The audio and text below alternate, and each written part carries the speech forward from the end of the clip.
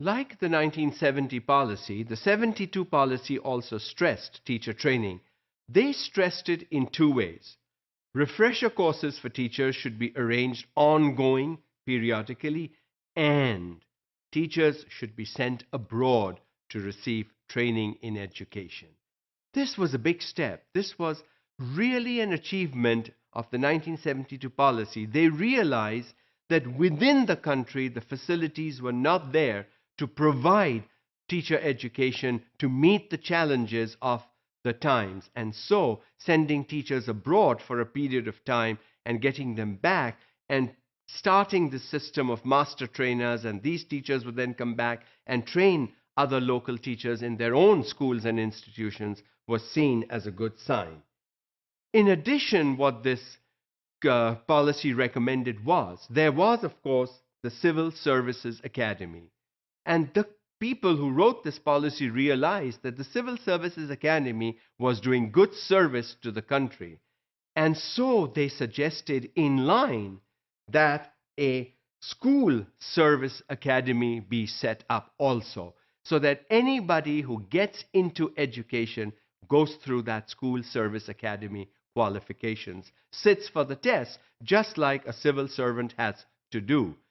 Good recommendation, good thoughts, good vision, good foresight, but it's the implementation.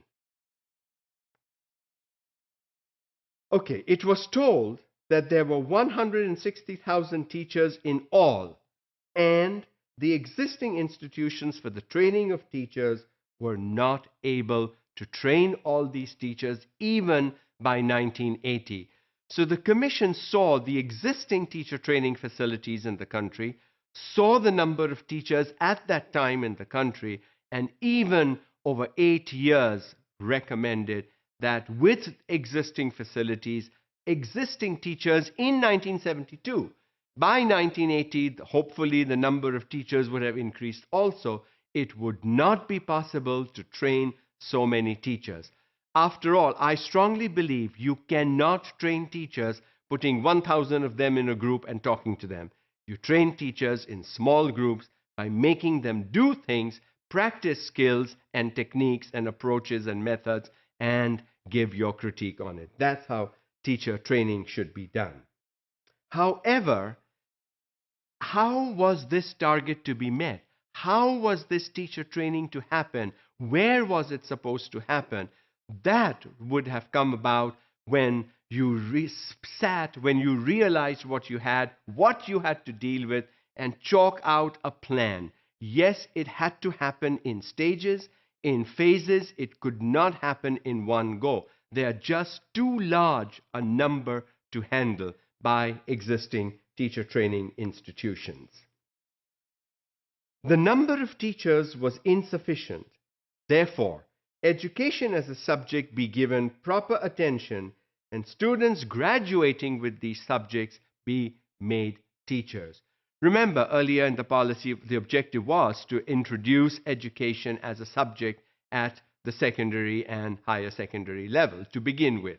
And when people left those schools and colleges with education as a subject, they were recommended by this policy to be hired as teachers, because they would at least know something about classroom life, classroom dynamics, pedagogy skills, classroom management, teacher training, questioning, testing, assessing, and all those things. A myriad things happen in classrooms every day.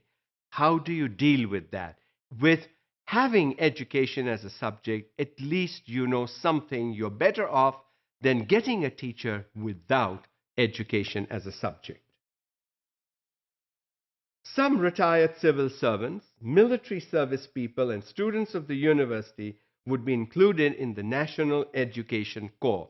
So the policy recommended setting up a National Education Corps that would look at the entire system of education within the country, and their choices were good. They had retired civil servants, because remember, they did recommend something like the Civil Services Academy. Military service people, because they obviously come with a lot of discipline, and that is something we would like to transfer to our students. and then students of universities. Current students who've been through the system are the best individuals to tell you how good or otherwise the system is, what improvements should be made, and you look at it from the student's perspective rather than your own. Better pay scales were recommended for teachers, and leave salary were allowed to teachers. So when a teacher was on leave, especially for professional development or due to certain medical conditions, leave pay was recommended for teachers.